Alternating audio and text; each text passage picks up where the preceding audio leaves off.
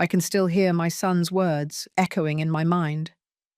"You're a burden, Mother. You only deserve the scraps."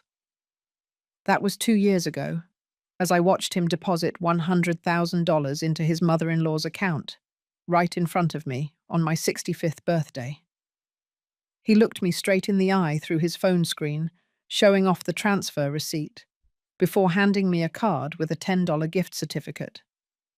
I always believed the bond between a mother and son was sacred, unbreakable.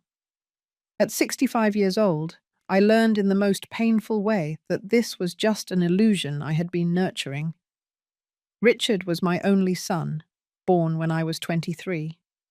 His father disappeared before he was even born, leaving me alone with a baby and debts that took me years to pay off. A lifelong public servant, I saved every last penny I could. While other women my age were updating their wardrobes, traveling, or allowing themselves small luxuries, I invested everything in Richard. Private school, English courses, a study abroad program in his teens, a medical degree without a single loan. I lived in a modest apartment on the outskirts of Columbus. I drove the same car for 15 years and rarely bought new clothes. All so my son could have the best. And he did. Richard graduated with honors and specialized in neurosurgery, with my money paying for every tuition bill, every book, every instrument. When he returned from his residency, he was a different man. He met Camille, the daughter of an influential businessman, and began moving in social circles I would never have access to. At first, Camille was polite to me. She would smile during Sunday lunches and bring small gifts on special occasions. But her smile never reached her eyes. "You need to update that look," she'd say, analyzing my simple clothes. "Richard socializes with important people now." Richard's visits became drastically less frequent after the wedding. We went from weekly lunches to monthly meetings, then to quick calls on holidays. When I called, he was always busy. "I can't talk right now, Mother. I have patients waiting." Even when I needed help, like when I was hospitalized with pneumonia, he sent me money for a cab instead of coming to get me. "I hired a nurse for you," he told me over the phone. "I can't cancel my surgeries." The nurse never showed up. The event that changed everything happened on my 65th birthday. Richard and Camille showed up at my apartment unannounced. For a moment, I felt a spark of hope. Maybe they had remembered after all. "Mother, we need to talk," Richard said, sitting on my worn-out sofa without even taking off his coat, as if he feared poverty was contagious. Camille remained standing, staring at her phone, clearly bored to be there. "We're buying a new house in Beverly Hills," he announced, without even asking how I was. 3-bedroom suites, a heated pool, a gym. It's an important investment for our professional image. "How wonderful, son," I replied, genuinely happy for him, despite everything. "Yes, it's essential to be in the right place, to know the right people," Camille finally spoke, looking up from her phone. "My mother has been guiding us on that. She knows everyone who matters in the city." Richard picked up his phone and turned the screen towards me. "I just transferred $100,000 to Mrs. Regina, Camille's mother. A small thank you for everything she's done for us." I froze. $100,000, more than I could save in 5 full years of work. "How generous of you," I managed to say, my voice trembling. "It's the least we could do," Camille replied with disdain. Mum introduced us to the real estate agent, the architect. She organized dinners with important neighbors. She understands social relationships, networking, unlike someone who only knows the life of a government office. Richard not only failed to defend me, but nodded in agreement with every humiliating word. "Regina has vision, Mother. She knows how to build strategic relationships." Then, as if remembering something trivial, he pulled a small envelope from his pocket. "For you," he said, holding it out to me. Happy birthday? It's what the scraps deserve. The air left my lungs. Scraps? I, who had sacrificed everything for him, only deserved scraps? My hands shook as I took the envelope. The world seemed to spin around me as I opened it. It was a $10 gift certificate to a department store. $10, while his mother-in-law received $100,000. I thought you could buy something to look more presentable, Richard added, critically eyeing my simple blouse. Whenever we go to an event, I'm embarrassed by your old-fashioned appearance. The words hit me like a slap. I thanked him mechanically, holding back tears. Richard, we have to go, Camille said, looking at her watch. We have the cocktail party at the Bradfords' house at 8. Yes, of course. He stood up hastily. Oh, Mother, I've been thinking. This apartment is too big for you alone. 2 bedrooms. What for? You could sell it, buy something smaller, and use the money for, I don't know, plastic surgery or something. Plastic surgery? I repeated, incredulous. Yes, you're aging noticeably. It would be good for your self-esteem. And honestly, it would also be better for me when I have to introduce you to someone important. Camille smiled for the first time during the visit. I know an excellent clinic that accepts patients of your age. It's in a more remote neighborhood, but I'm sure you wouldn't mind the location, considering the discount. And there are also those retirement communities, Richard continued, as if talking about the weather. They're practical. You wouldn't have to worry about a thing. You'd have company of your own kind. My own kind? I asked, feeling something break inside me. Simple people, retired civil servants, people you have more in common with. He glanced at his watch. We really have to go. Think about what I said, okay? This apartment is a waste. Before leaving, he paused at the door. Oh, and Mother, next time you need something, call my secretary, all right? My phone gets filled with important notifications, and sometimes your messages end up distracting me from urgent matters. After they left, I collapsed on the sofa, staring at the $10 gift certificate in one hand and the weight of decades of despised sacrifice in the other. The tears came uncontrollably. That night marked the end of the mother Richard knew, the woman who accepted everything, who made herself small so he could shine, who swallowed insults with a smile.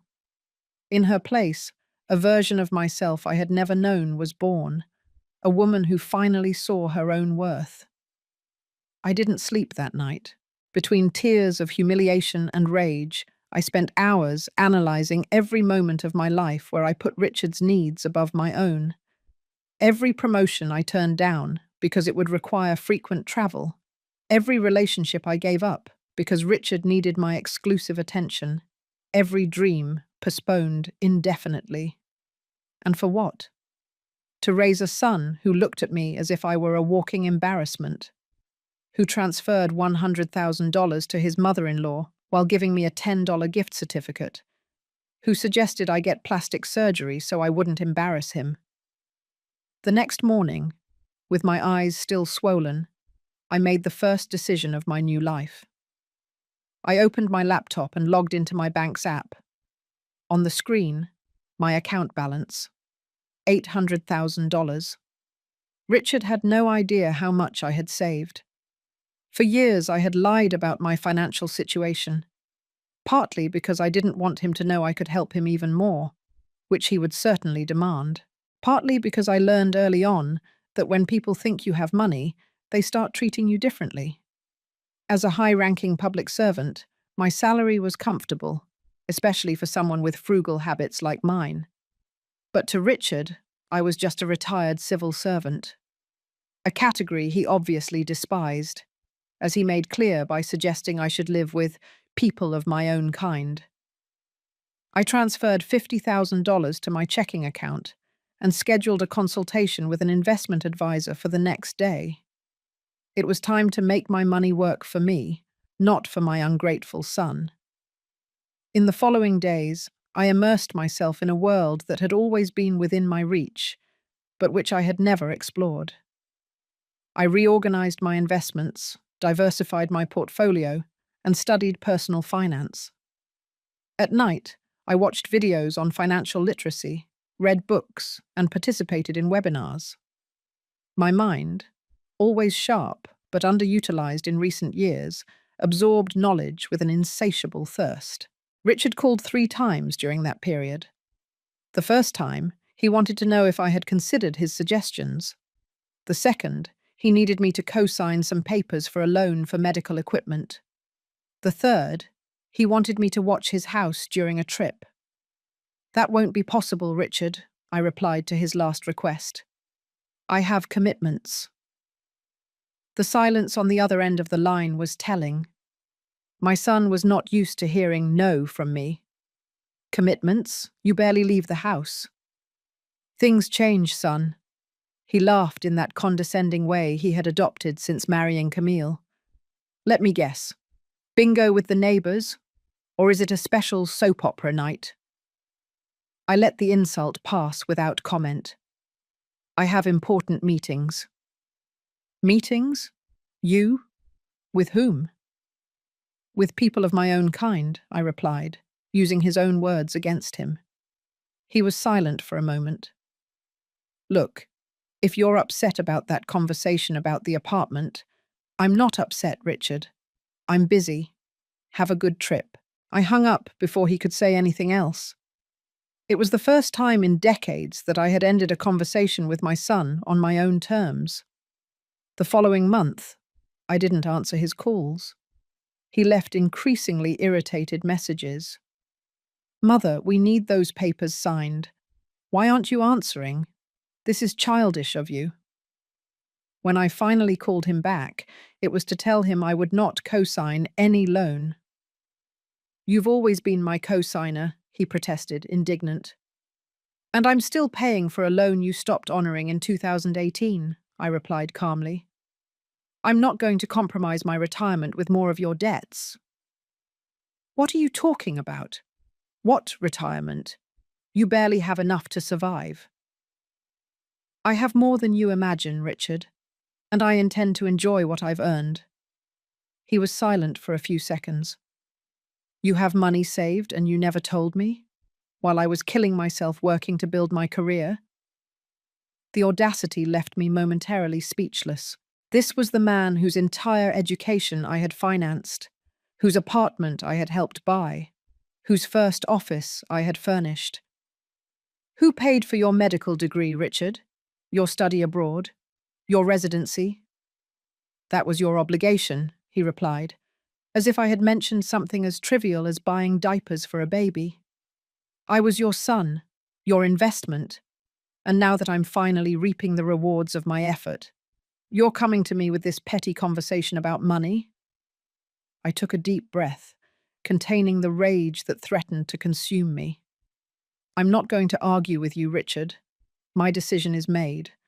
I will not be a co-signer for anything else."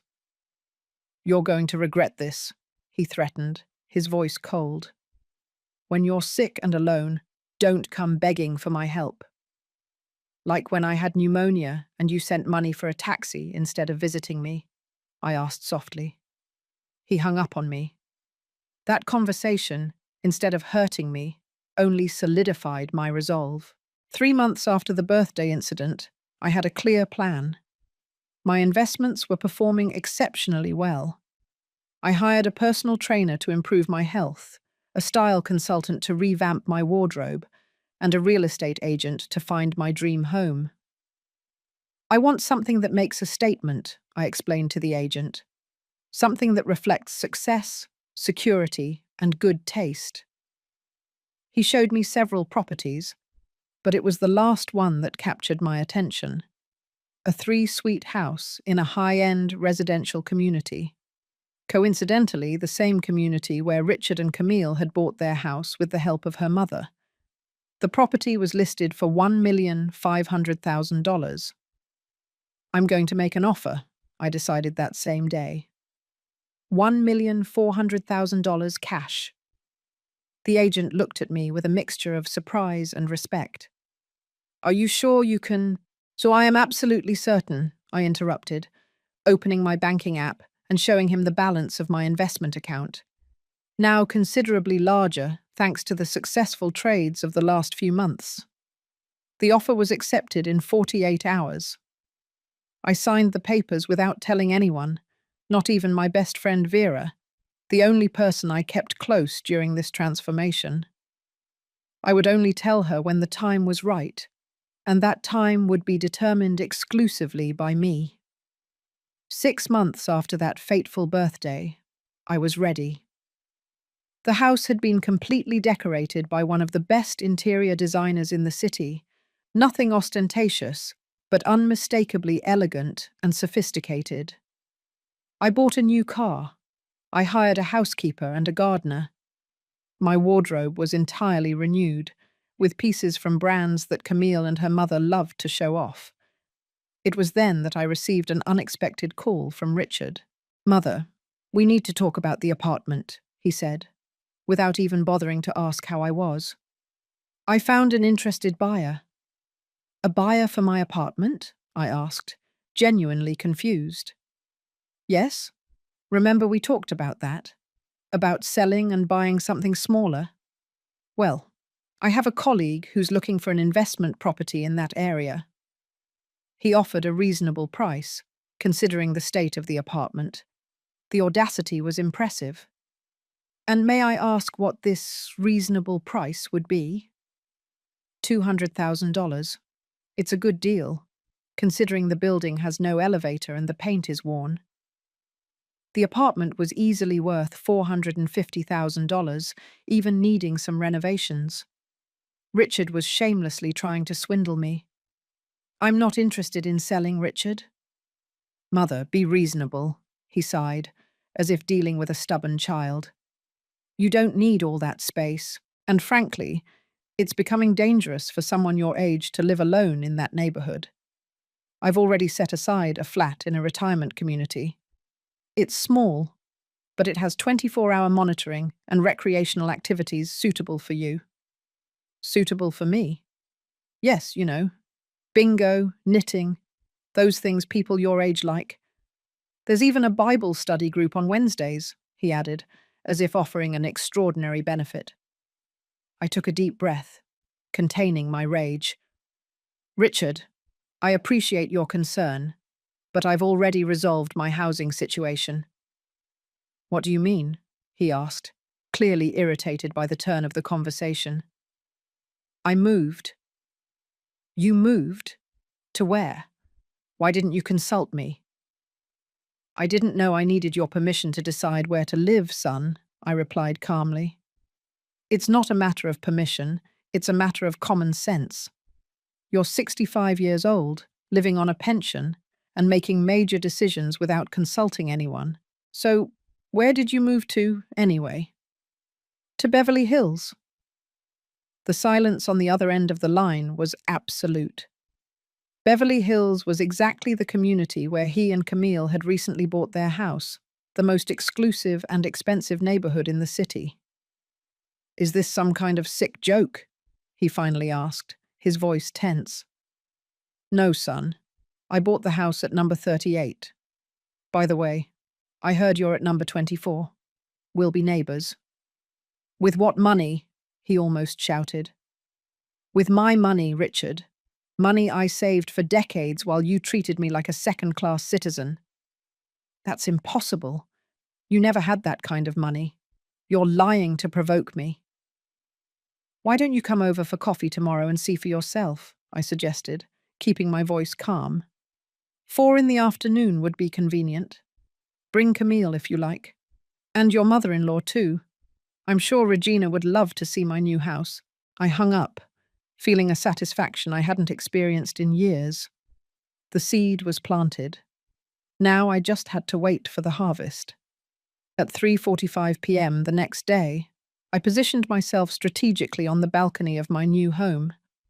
I wanted to watch their arrival, to capture the exact moment reality would hit them. I was wearing a navy blue silk suit, discreet but visibly expensive jewelry. And my hair, now in a modern cut that highlighted my natural greys, was impeccable. At 3 minutes past 4 p.m., Richard's car came through the gate that the security guard opened after my prior authorization. I saw his confused look through the windshield as he drove slowly down the elegant street, searching for number 38.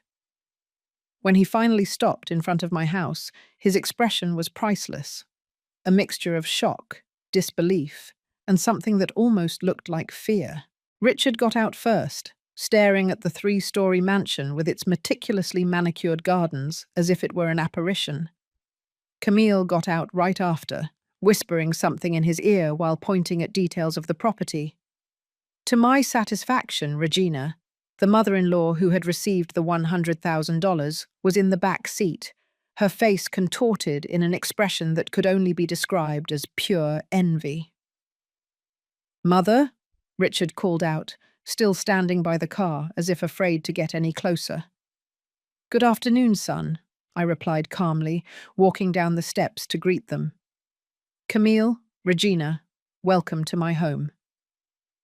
The three of them stood in silence for a few seconds, absorbing the sight of the mansion and, more disturbingly for them, the sight of me, no longer the elderly woman in simple clothes and a submissive posture, but an elegant, confident, clearly prosperous woman. "This is yours?" Richard finally managed to articulate, gesturing to the house. "Yes, son. I bought it 2 months ago. Come on, let's go inside. The housekeeper has prepared some delicious coffee." "Housekeeper?" Camille repeated, her voice an octave higher than usual. I led them up the stone path to the main entrance. As I opened the door, I revealed a breathtaking foyer with a marble floor, a curved staircase to the upper floors, and original artwork on the walls. "Helen, this is—" Regina began, clearly trying to mentally recalibrate the image she had of me. "It's beautiful, isn't it?" I finished, gesturing for them to follow me into the living room. "It cost a bit more than I initially planned, but the agent assured me it's an excellent investment. Properties in this neighborhood only appreciate in value." Richard was looking around as if in a fever dream. "Mother, I don't understand. Where did the money for this come from?" "From the same place everything in your life came from, Richard. From my work. But this must have cost $1,400,000, I informed him calmly.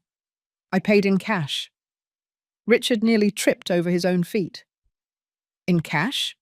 $1,400,000? That's impossible." "Why would it be impossible, son? I worked for 40 years, I saved, I invested. Unlike certain people I know, I never spent more than I could afford just to impress others." I noticed Camille's cheeks flush intensely. "But you lived in that simple apartment, drove that old car," Camille argued, as if my former simplicity was proof I was lying now. "I chose to live modestly, Camille, so my son could have everything I never did." I looked directly at Richard. "Private school, courses abroad, medical school, residency. None of that is cheap, as you well know." "You could have lived better," Richard murmured, still absorbing the shock. "All this time?"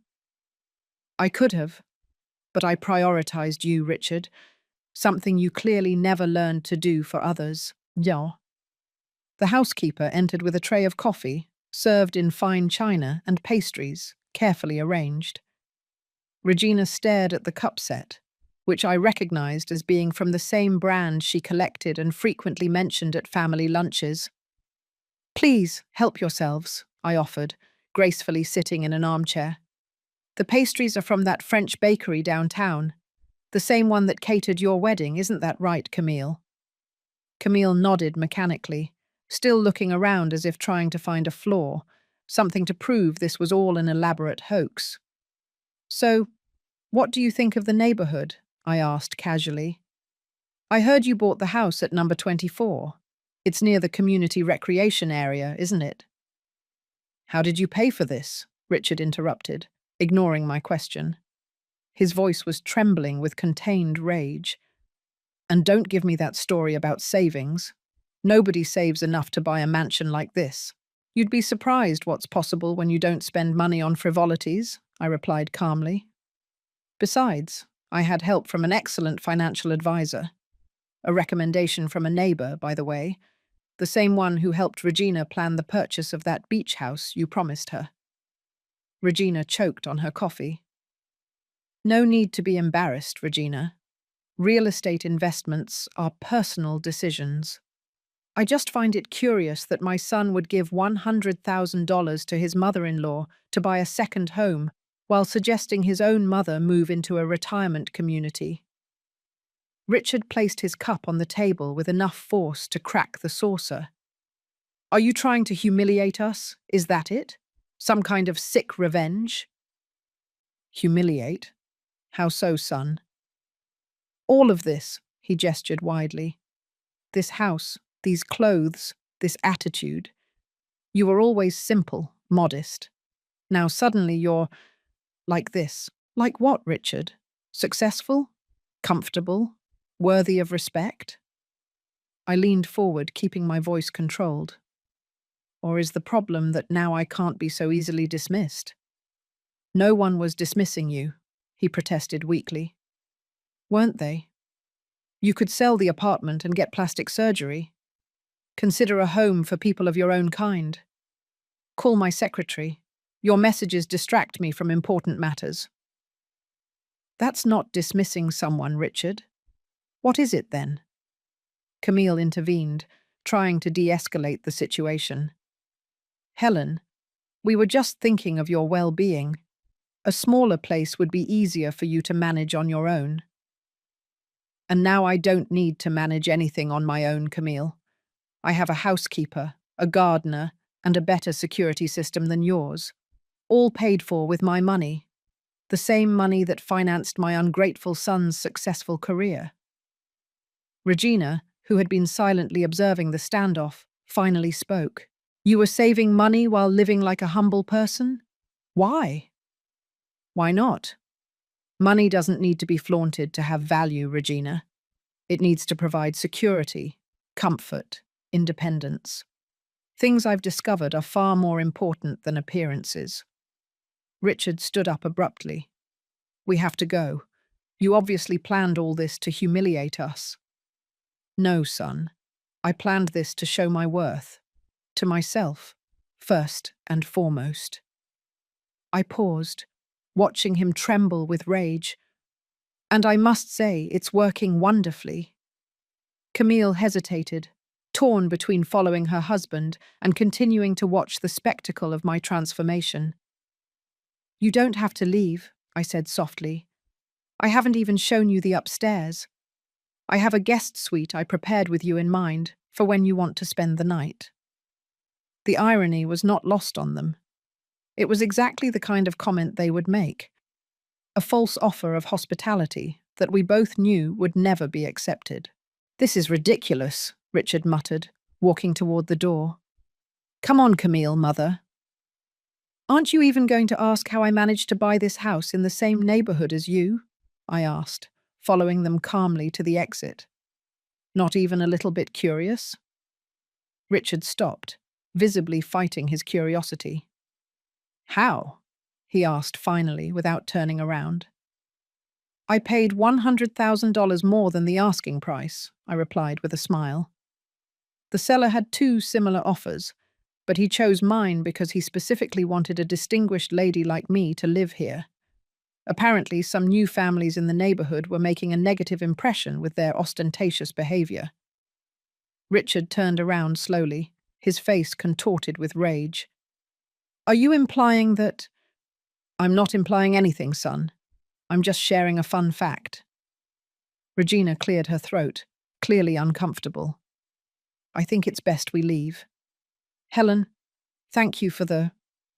coffee. The pleasure was all mine, Regina. We should schedule lunch sometime. I can recommend an excellent financial consultant if you're still interested in that beach house. Her face turned red. From anger or shame, I wasn't sure. Probably both. After their departure, I watched from the window as they argued heatedly in the car. Richard was gesticulating furiously. Camille seemed to be trying to calm him, and Regina kept her gaze fixed on my house, her expression unreadable.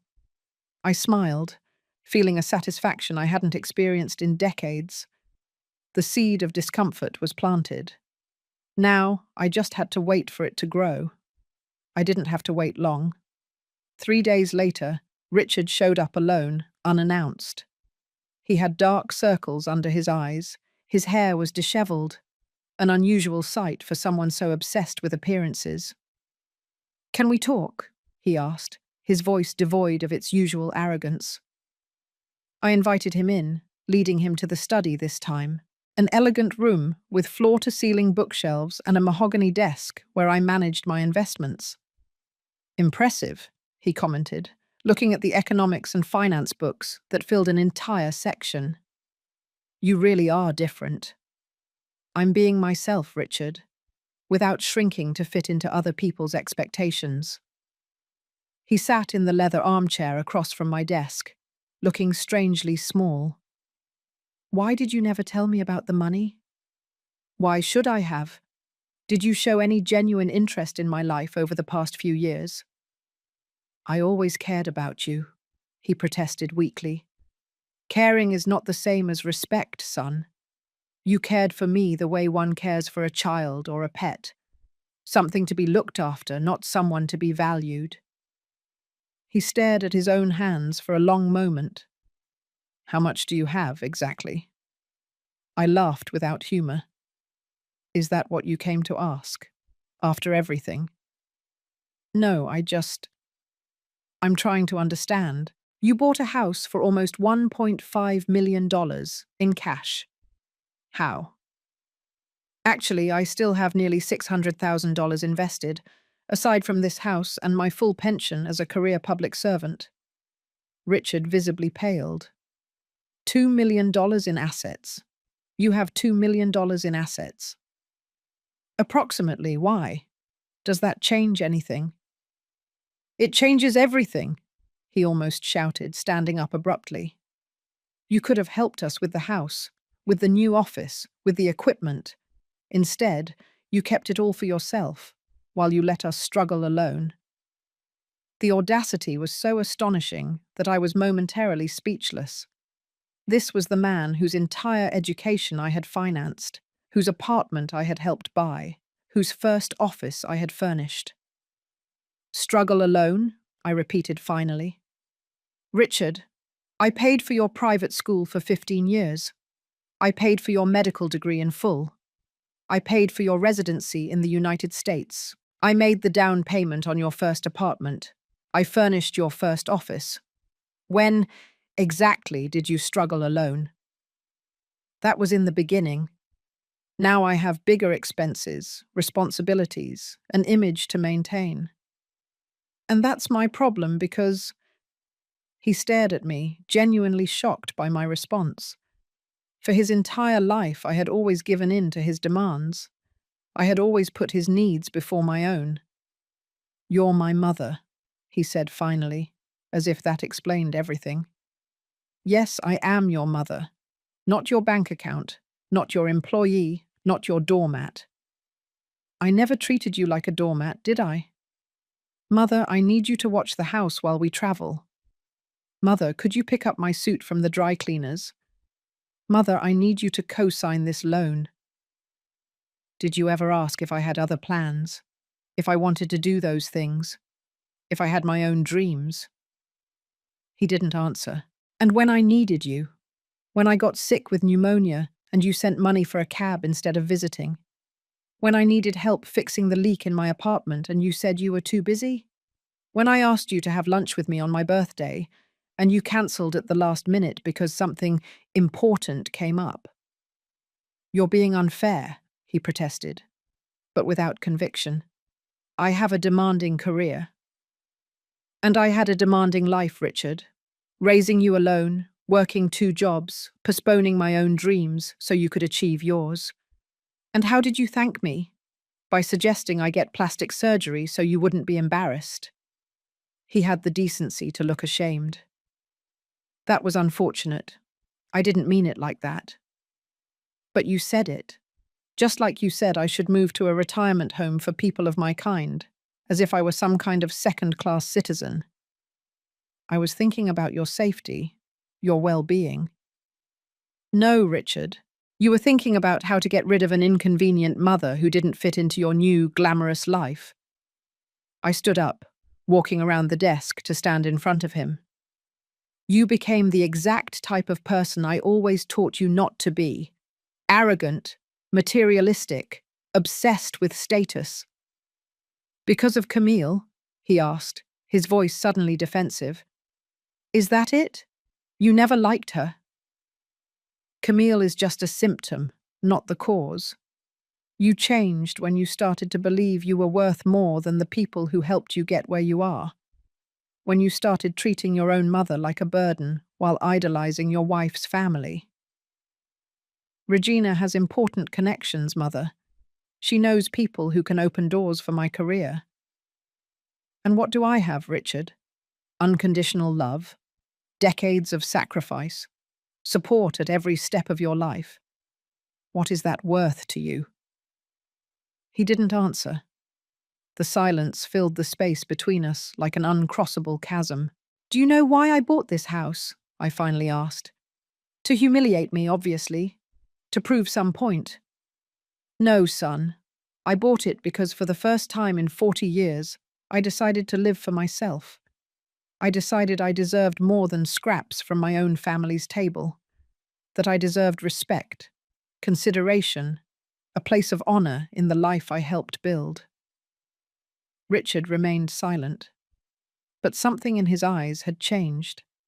It was no longer just anger or indignation, but something more complex, perhaps the first glimmer of genuine understanding.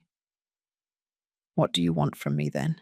He asked, his voice almost a whisper. I want you to see who I really am, Richard, not the image you created in your mind, a helpless, old-fashioned old woman, a weight to be carried.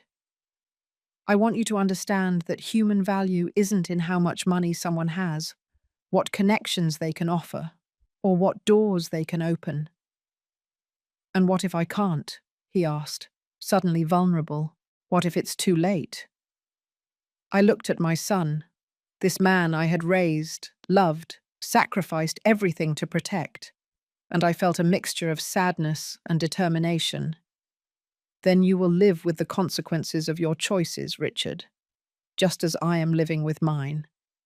Richard's visit marked the beginning of a strange period in our lives. He didn't return in the following days, but I felt his presence.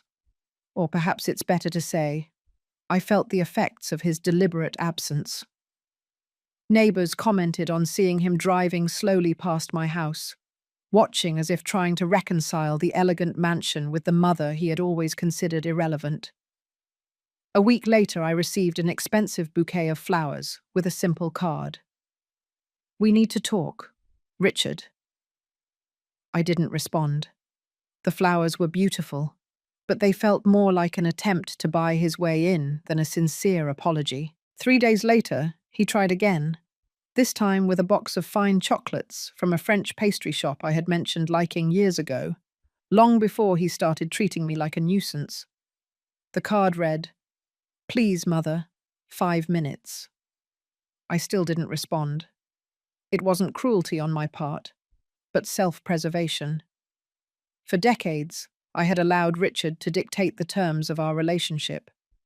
When he wanted attention, I gave it. When he needed help, I offered it. When he dismissed me, I accepted it silently. No more. If we were to rebuild any kind of relationship, it would be on more equal terms.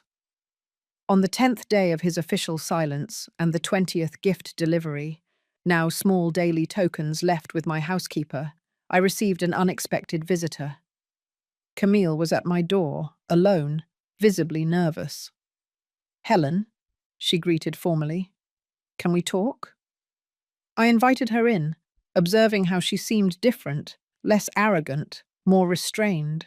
Her gaze swept over every detail of the house with an expression that mixed reluctant admiration and something that looked almost like shame.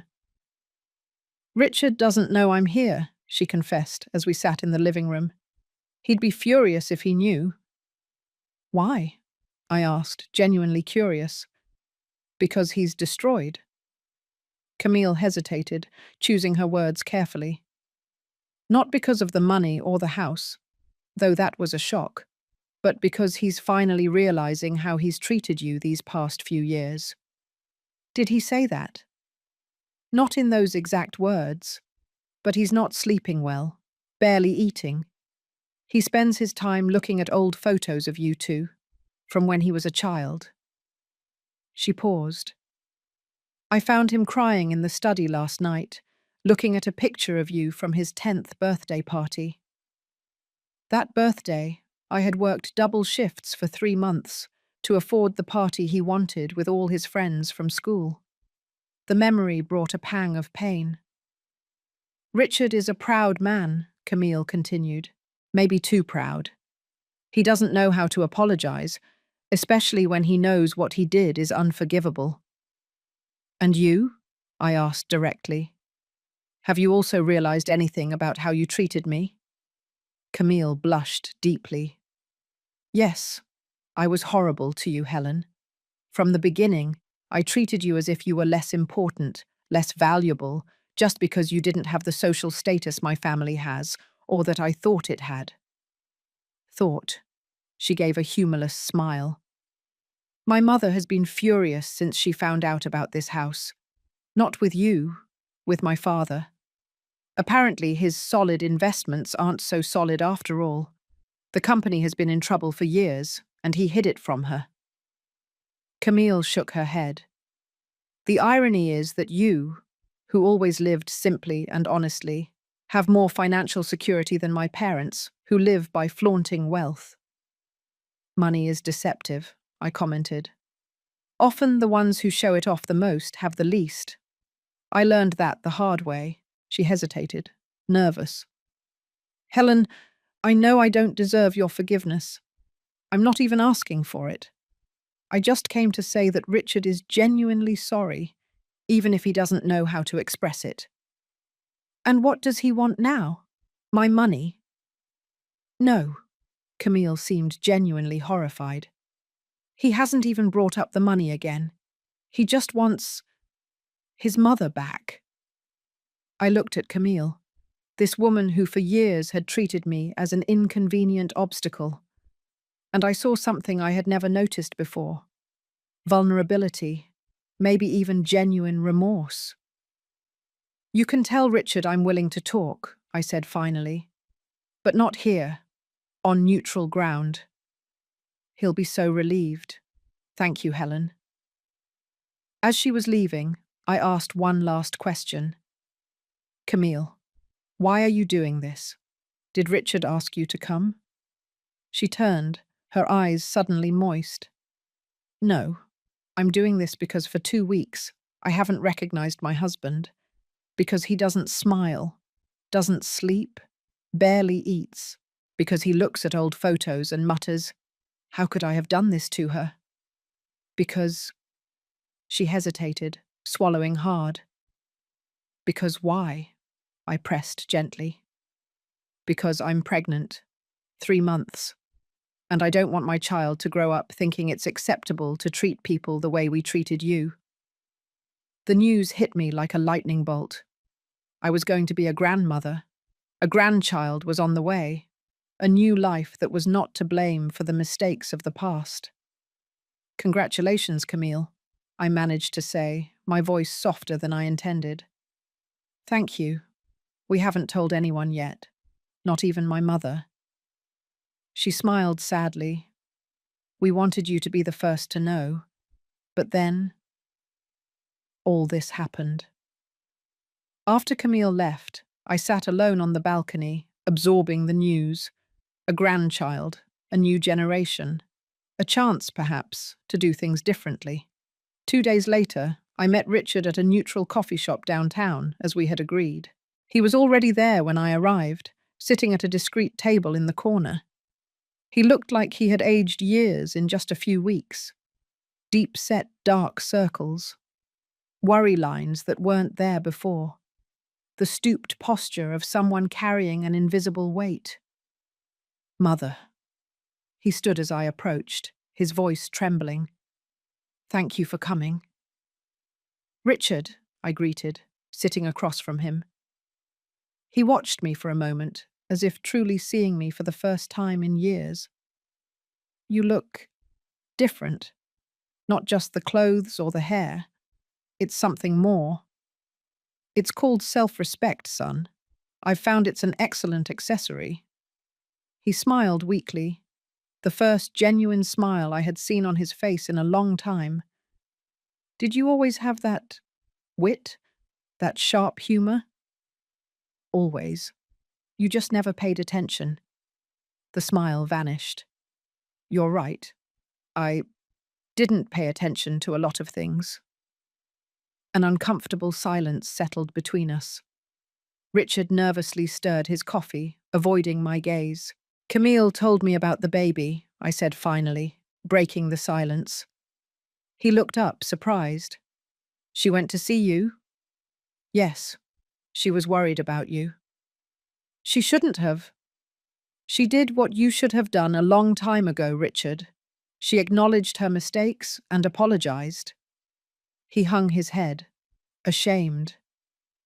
I didn't know where to start, what to say, how to explain something I don't even fully understand myself.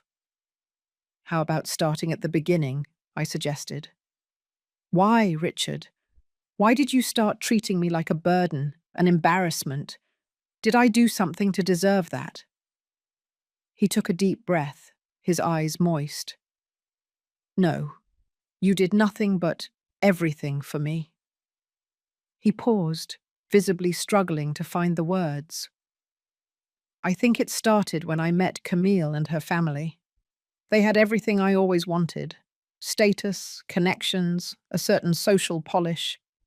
For the first time, I was being accepted into circles that always seemed unattainable, and I didn't fit into that new image I finished for him. It wasn't you, he insisted, then corrected himself. Well, it was, but not in the way you think. I was ashamed, yes, but not of you, specifically. I was ashamed of my background, of our struggle, of our history of hardship. Our history of overcoming, you mean? Yes, but I didn't see it that way at the time. I could only see the contrast between the life we had and the life Camille's family always had. And the more they accepted me, the more I felt I needed to distance myself from my past, from my simplicity, from you. He nodded, a tear finally escaping. From the one who loved me most, from the one who sacrificed everything for me. I was a monster, Mother. Yes, you were, I agreed bluntly. You treated me as if I were less than nothing, as if all my sacrifices meant nothing next to your mother-in-law's important last name, or your father-in-law's connections. I know, he whispered, another tear rolling down his cheek, and I don't know if I can ever forgive myself for it. It's not about your forgiveness, Richard. It's about mine, and I'm not sure I can give it yet. He looked up, startled. You can't forgive me? I didn't say that. I said I'm not sure. Forgiveness is a journey, son, not a destination, and some wounds are too deep to heal quickly. What can I do? He asked, his voice breaking. How can I fix this? I don't know if you can, I answered honestly. Some things, once broken, can never be what they were. We can glue the pieces back together, but the cracks will always be there. So there's no hope for us. I didn't say that. I said we won't be what we were before. Maybe we can be something different, something new, based on mutual respect, not on obligation or guilt. Richard nodded slowly, absorbing my words. Camille said you were supposed to be the first to know about the baby if things had been different. Yes, she mentioned that. You're going to be a grandmother, he said, almost as if testing the words. Yes, I am. I paused, carefully considering what I would say next. And what kind of grandmother will I be, Richard? The one you visit on holidays out of obligation? The one who gets occasional photos but is never really included? Or a real presence in this child's life? I want you to be a part of his or her life, for real. Wanting is easy, Richard. Acting on that desire is the hard part. He extended a hesitant hand across the table, a pleading gesture. Can we try? Please. Not for what I did or didn't do, but for what we can be from now on. I looked at that hand, the same hand I had held when he took his first steps, the same hand I had kissed when he graduated, the same hand he had snatched away from mine on so many recent occasions. Slowly, I placed my hand on his. We'll try, I finally agreed. Not for you, not for me, but for this child who is coming. He or she deserves to know their grandmother, the real grandmother, not the caricature you created in your mind. Richard squeezed my hand, tears now flowing freely. Thank you, Mother. I'm going to try to be better. For you, for my child, for everyone. Don't try, I replied firmly. Be. There's a difference. In the months that followed our conversation at the coffee shop, I witnessed a gradual transformation in Richard. The changes began subtly, more frequent texts asking how I was, genuine invitations to lunches and dinners, small gestures that showed consideration. It wasn't a perfect process. There were setbacks, moments when the old Richard would emerge, like when he automatically assumed I'd be available to house-sit during a work trip, or when a condescending comment about my newfound sophistication slipped out. But unlike before, he now noticed his mistakes, apologized, and tried to do better. Camille, surprisingly, was instrumental in this evolution. As her pregnancy progressed, she seemed increasingly determined to build a genuine relationship with me. It started with small invitations, to help her choose colors for the nursery, to accompany her to prenatal appointments when Richard couldn't. I know I don't deserve your generosity, she told me during one of these outings, but thank you for giving me a second chance.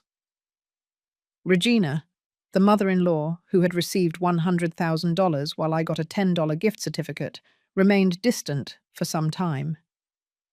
When we finally met again, at a lunch at Richard and Camille's house, she seemed like a more subdued version of herself. Your house is truly impressive, Helen, she commented during the meal, visibly uncomfortable. Camille told me you have a remarkable collection of contemporary American art. I do, I replied calmly. I started collecting a few months ago. I discovered I have a natural eye for it. Impressive, she murmured, clearly struggling to reconcile the image she had of me with the reality now before her. Richard watched our interaction with visible anxiety. Mother is much more than any of us ever imagined, he said, in a rare moment of public defense. She always was. It was a small moment, but a significant one. For the first time, my son was seeing me, truly seeing me, and defending my worth to others. When Camille entered her 7th month of pregnancy, Richard made an unexpected request. We were having coffee on my balcony, enjoying the evening breeze, when he casually mentioned, "We're thinking of names for the baby. If it's a girl, we'd like to name her Helen." The surprise must have been evident on my face, because he quickly continued, "Only if you'll allow it, of course. I understand if you find it strange." "Why Helen?" I asked, trying to keep my voice steady despite the sudden emotion. "Because we want our daughter to have her grandmother's strength, integrity, and perseverance," he answered simply. "We want her to know where she comes from, to know her real history, not the edited version I almost imposed. I swallowed hard, fighting back tears. I would be honored, Richard. He smiled, a genuine smile I rarely saw on his adult face. Thank you, Mother. In the 8th month, something happened that would have been unthinkable a year earlier. Camille called me in a panic. She was having premature contractions, and Richard was at a conference in another state. Can you take me to the hospital? She asked, her voice trembling. I don't want to call my mother. She'll panic and just make things worse. I'm on my way, I replied without hesitation. I arrived in 15 minutes, finding Camille pale and frightened. On the way to the hospital, I held her hand as she breathed through the contractions. I'm scared, she confessed. It's too soon. Everything is going to be all right, I assured her, with a conviction I didn't know I possessed. You're strong, Camille, and this little girl is my granddaughter. She has warrior blood in her veins. At the hospital, I stayed by her side through the tests, the monitoring, the consultations with specialists. When the doctor finally confirmed that they were just Braxton Hicks contractions, false labor, and that both Camille and the baby were fine, I cried with relief right along with her. Thank you for being here, she said, squeezing my hand. I don't know what I would have done without you. That's what family is for, I replied, surprising both of us.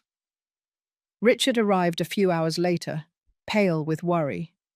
He found us in the waiting room, Camille already discharged, chatting calmly. Are you okay? He asked, hugging his wife carefully. The baby?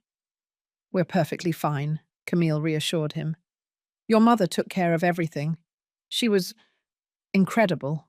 Richard looked at me with a gratitude so deep it was painful. Thank you, Mother, for being here when I couldn't. I always was, son, I replied softly. You just didn't see it. On the way to their house, in the back seat of the car, I heard Richard whisper to Camille, I don't deserve that woman as my mother. No, Camille agreed, but you can start deserving her from now on. When little Helen was born, punctually on her due date to everyone's relief, I was the first person Richard called after the delivery. Not Regina, not Camille's father, but me. She's perfect, Mother, he said, his voice choked with emotion over the phone. She has your eyes and your stubborn chin. I arrived at the hospital carrying a small teddy bear, not an extravagant gift, just something simple and meaningful. When I walked into the room and saw my son holding that tiny pink bundle, something shifted. All the grudges, all the resentments, all the pain accumulated over the years seemed to momentarily dissolve. Do you want to hold her? Richard asked, already extending the baby in my direction. I took my granddaughter in my arms, gazing at that perfect face, those curious eyes that already seemed to be observing the world with intensity. Hello, Helen, I whispered. I'm your grandmother, and you will never, ever doubt your worth. Richard placed a hand on my shoulder, a simple but meaningful gesture. She's going to have the best grandmother in the world, and this time, I promise everyone will know it. As I cradled that new life in my arms, I thought about the journey that had brought me here, the pain, the humiliation, the courage it took to finally demand respect. It wasn't a perfect fairy tale happy ending. It was something more complex, more real, an imperfect reconciliation, a new beginning built on the ruins of the old. In the days following Helen's birth, I watched as the family dynamic subtly changed. Regina showed up at the hospital, of course, laden with expensive and extravagant gifts, clearly competing for attention and relevance. But I noticed how Richard and Camille maintained firm boundaries, polite, but unequivocal. Mum, we appreciate the designer clothes, but we really don't need so many, Camille said gently but firmly. Helen is going to grow quickly, and we prefer more practical things right now. But she needs to look presentable, Regina protested, glancing meaningfully at the simple teddy bear I had brought. Appearance is important from an early age. Appearance is the least important of the qualities we want to teach our daughter, Richard replied, much to my surprise. We want her to value substance over status, exactly as my mother always has. The look of shock on Regina's face was priceless. Even more surprising was the fact that Richard didn't back down or soften his stance, as he would have in the past. When they brought the baby home, I was invited to stay for a few days to help. I initially hesitated. I didn't want to impose, but Camille insisted. "Please, Helen," she asked, with a sincerity that still surprised me.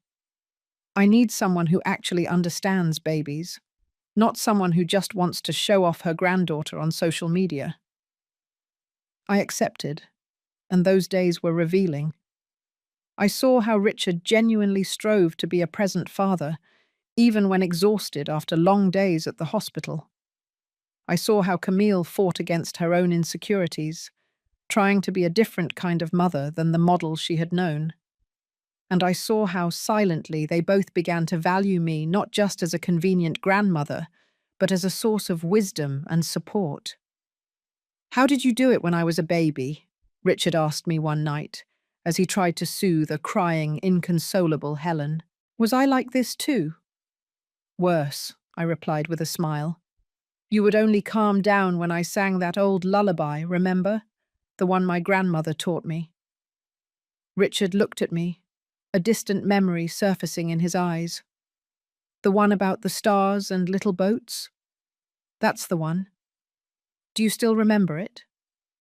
I held out my arms, taking little Helen. I began to sing softly the same melody that had lulled my son to sleep decades earlier. The baby stopped crying almost instantly, her little eyes fixed on me as the voice and gentle rocking soothed her. "It's almost like magic," Camille whispered, watching in awe. "It's not magic," I replied. "It's connection. It's unconditional love passed down through generations." Richard watched the scene with unshed tears in his eyes. Later, when Camille and Helen were finally asleep, he found me in the kitchen making tea. "Mother," he began, his voice trembling. "How can you? How can you be here, helping us, after everything we did?" I thought carefully before answering. "I'm not here for you, Richard, or even for Camille. I'm here for Helen, for myself, and for the kind of family I want to help build from now on." "You still haven't completely forgiven me," he observed. It wasn't an accusation, just a statement of fact. "Forgiveness is a process, son, not an event. I'm on my way, but some wounds take a long time to fully heal." He nodded, accepting my honesty. "Do you know what hurts the most? It's not just the way I treated you these last few years. It's thinking about everything I lost, conversations we could have had, advice I could have received, moments I wasted because I was too busy trying to impress people who never really cared about me." "We can't get back lost time," I replied softly. "But we can decide how to use the time we have ahead of us. Do you think we can ever have the relationship we should have had?" I looked at my son, not the arrogant neurosurgeon who had humiliated me on my birthday, but the vulnerable, repentant man who was trying to find his way back. "No," I answered honestly. "We can't have the relationship we should have had, but we can build something new, something based on who we are now, not who we were before." He absorbed my words in silence, finally nodding. "Thank you for not giving up on me, Mother, even when I deserved it." Mothers don't give up, Richard, even when they should. In the following months, our relationship continued to evolve, not without difficulties, of course. There were setbacks, occasional slips into old patterns. Richard still had flashes of arrogance. Camille occasionally showed traces of the elitism she was raised with. But the crucial difference was that now, when it happened, there was acknowledgement, there were genuine apologies, There was a real effort to do better. Regina, on the other hand, had a harder time adapting. The shift in the family dynamic, where she was no longer the supreme matriarchal figure, clearly made her uncomfortable. Helen has been spending a lot of time with the baby, I heard her comment once to one of her friends. It's almost as if she's trying to claim my granddaughter. Our granddaughter, Regina, I corrected calmly, walking into the room at that moment. And I'm not claiming anyone. I'm simply being a grandmother. She blushed, caught off guard. I didn't mean, it's just that you seem to be around so much lately. As are you, I replied, keeping my voice neutral. Fortunately, Helen has enough love for all her grandmothers. It was a small moment of confrontation, but a significant one. Regina realized she could no longer talk about me as if I weren't present, could no longer belittle me without consequence. Regina and her husband's financial situation also went through significant changes during that period. The problems Camille had mentioned became public when her father's company filed for bankruptcy. Suddenly, the extravagant lunches and expensive gifts ceased. The beach house, which was never purchased, became an even more distant dream. We're going through a restructuring phase, Regina would explain, trying to keep up appearances. It's just a temporary cash flow issue. But the whispers in their social circles told another story, of failed investments, accumulated debts, of a facade of prosperity that hid years of financial mismanagement. In a strange role reversal, Richard and Camille now occasionally helped Regina and her husband, not with large sums, like the $100,000 they had once given her, but with small, practical gestures, paying for a dinner, offering to cover some bills. It's ironic, isn't it? Camille commented to me one afternoon as we watched Helen play in my garden. My parents always seemed so invincible, as if money and status were guaranteed. Now I see it was all an illusion. Money is like that, I replied, thinking of my own choices throughout life. It comes and goes. What remains is character, the bonds we build, the impact we have on the lives we touch. Camille looked at me with an expression that mixed admiration and sadness. You always knew that, didn't you? While the rest of us were busy chasing status, you were building something real. It wasn't always a conscious choice, I admitted. At first, I saved out of necessity, later, out of habit. Only recently did I realize that I had built security while others were building appearances. When Helen turned 1, Richard and Camille organized an intimate celebration, just close family and a few dear friends. To my surprise, I was invited to help with the preparations from the very beginning. We want something meaningful, not ostentatious, Richard explained. Something that reflects real values, not fake sophistication. The party was held in my backyard, a choice that would have been unthinkable a year earlier. Regina showed up with an elaborately wrapped gift, an expensive imported doll that Helen was too young to appreciate. She clearly expected to be the center of attention. Instead, she witnessed how her daughter and son-in-law had changed, how the small celebration was filled with meaning instead of extravagance, how the maternal grandmother, once an embarrassment to be hidden, was now treated with evident respect, her opinions valued, her presence clearly cherished. After the guests had left, it was just us, Richard, Camille, little Helen and me, sitting on the balcony as the sun set. Thank you, Mother, Richard said softly, breaking the comfortable silence. For this house, for this day, for everything. You don't need to thank me, I responded automatically. I need to, he insisted. For a long time, I believed that valuing you was an obligation, something to be done out of convenience or custom. Now I understand that it's a privilege. Camille, holding a sleeping Helen, nodded in agreement. I hope that one day our daughter looks at me with the same respect Richard is learning to have for you, that she sees value beyond appearances, substance beyond status. She will, I assured them, because you are teaching her that every day, with your choices, with your actions. As I looked at my family, this new version of my family, rebuilt from the ashes of disappointment and resentment, I felt a strange sense of peace. It wasn't a perfect ending. Richard still had a long way to go to prove the consistency of his remorse. Camille still fought against the distorted values she was raised with. Regina would probably never change completely, but something fundamental had changed. I had reclaimed my voice, my power, my dignity. I was no longer the inconvenient mother to be hidden, the old woman to be tolerated, the poor relative to be ashamed of. I was Helen, a woman of worth, deserving of respect, capable of setting boundaries and defending her own value. And my granddaughter, little Helen, would grow up knowing that.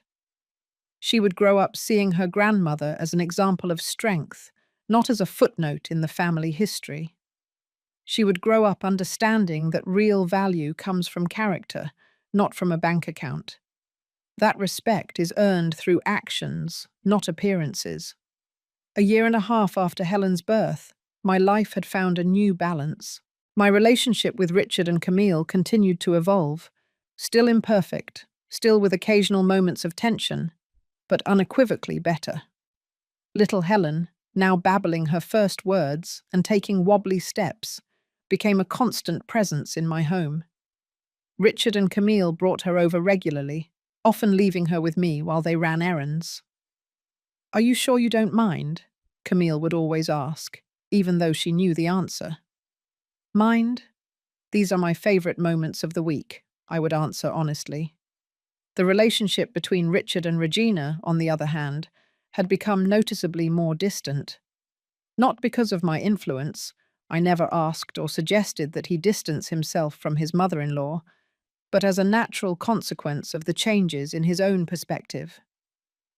"She still makes condescending comments about your simplicity," he told me one afternoon, clearly irritated after a lunch at his in-laws' house.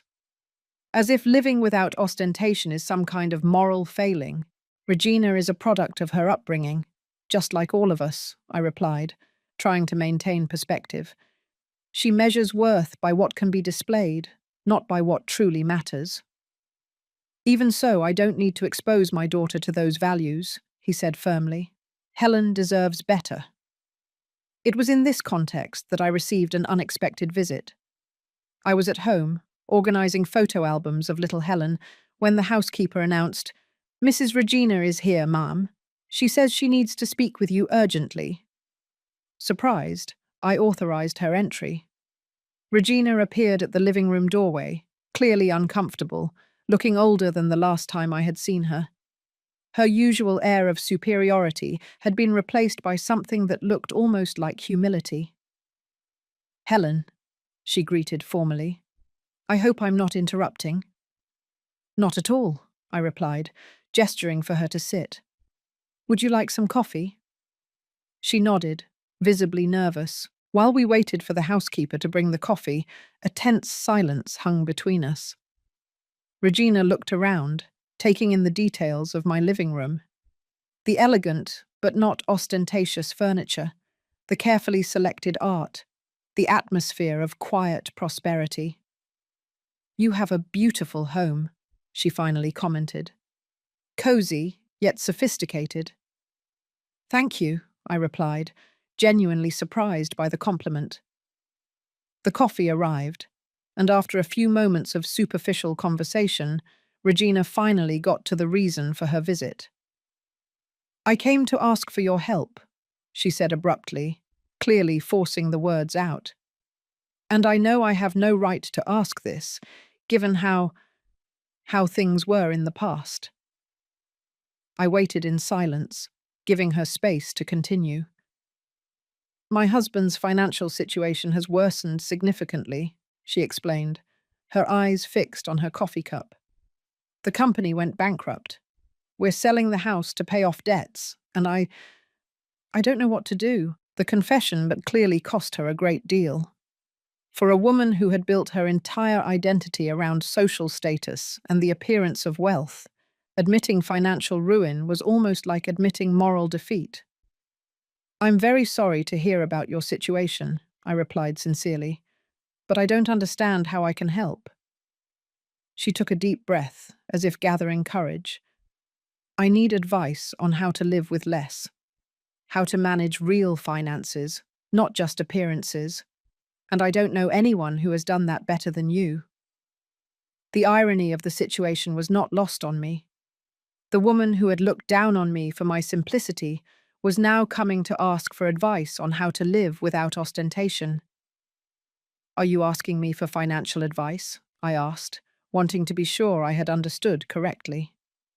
"Yes," she confirmed, her cheeks flushed with shame. "Richard mentioned that you have an exceptional financial advisor, and that even before that, you were always prudent with money." I considered her situation for a moment. It would be easy, temptingly easy, to refuse her, to return some of the coldness and disdain she had shown me for years. But what kind of example would that be for my granddaughter? What lesson would it teach about compassion and overcoming adversity? "I can introduce you to my advisor," I said finally, "and I can share some strategies that worked for me over the years." Regina looked up, clearly surprised by my willingness to help. "I would appreciate that, very much. But I need to ask you, Regina, are you coming to me only out of financial need, or is there something more to this?" She was silent for a long moment, as if weighing the question. "Initially, yes, it was out of need," she admitted finally. "But there is something more. I've watched Richard and Camille these last few months, how they've changed, how they seem happier, more centered, and I realized it has something to do with the influence you've had on them."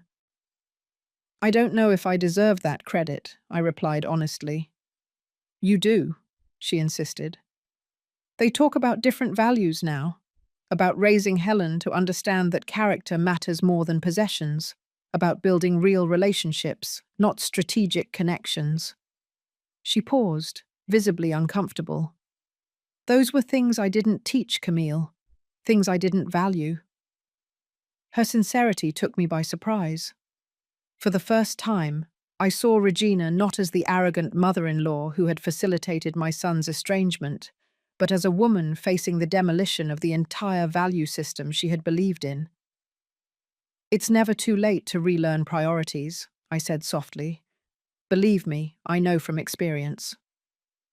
In the following months, Regina and I developed an unlikely relationship. We weren't friends. There was too much history for that. But we found a mutual respect that would have been unthinkable before. I helped her navigate the transition to a less opulent life, to identify what was truly important to keep and what was just empty showmanship. Her husband ended up getting a modest job at a smaller company, a devastating blow to his ego, but a necessary financial relief. They sold the mansion and moved into a comfortable apartment, but without the luxuries they were used to. "It's strange," she confided in me during one of our meetings. "I thought I would feel diminished, humiliated, but there's a certain freedom in no longer needing to constantly keep up appearances." Richard and Camille watched this evolution with poorly disguised amazement. "I never thought I'd see my mother and you having coffee together voluntarily," Camille commented one afternoon. "Life has its surprises," I replied with a smile. When Helen turned 2, we celebrated again at my house. This time, Regina brought a simple gift, a children's book that she herself had read to Camille as a child. The gesture, in its modest sincerity, said more than any extravagant gift ever could.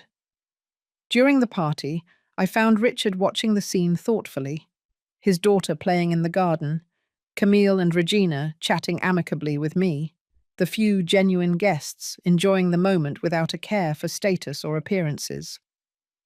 "What are you thinking about?" I asked, approaching him. About how everything changed, he answered, his voice soft. About how I almost lost all of this because of pride and superficiality. But you didn't lose it, I reminded him. We're all here. Thanks to you, he said, taking my hand. Thanks to your courage to demand respect, to show your worth. And thanks to your ability to change, to recognize your mistakes, to do better, I added. Not everyone manages that. He smiled, a genuine smile I now saw frequently on his face. I think this deserves a special celebration. Wait here. He went inside the house, returning moments later with a small, wrapped box.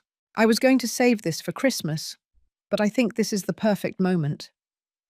I opened the package to find a delicate white gold bracelet inside.